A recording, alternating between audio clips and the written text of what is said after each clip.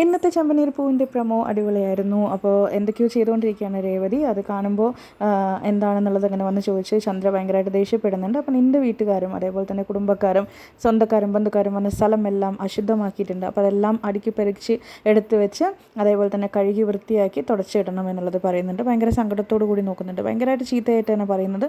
കാരണം ഇനിയൊന്നും അവർ വരാനും പാടില്ല, ഈ വീട്ടിലൊന്നും അത് എൻ്റെ വീടാണ്, അത് അവരാരും വരരുത് എന്നൊക്കെ പറഞ്ഞ് ഭയങ്കരമായിട്ട് വഴക്കൊക്കെ പറയുന്നുണ്ട്.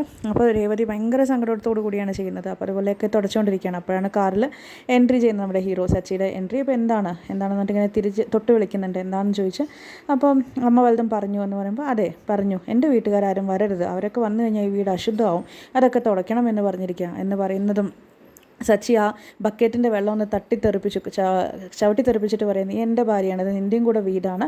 ഞാൻ വീക്കെൻഡ് പ്രൊമോയിൽ പറഞ്ഞ പോലത്തെ അതേ ഡയലോഗ് പറയുന്നുണ്ട്. അപ്പോൾ അത് ഈ വീട്ടിൽ നിനക്കും അവകാശങ്ങളൊക്കെ ഉണ്ട് എന്ന് പറഞ്ഞ് സന്തോഷത്തോടു കൂടി അവസാനിപ്പിക്കുന്നു. അപ്പോൾ ലൈക്ക് ചെയ്യാനും സബ്സ്ക്രൈബ് ചെയ്യാനും മറക്കരുത്.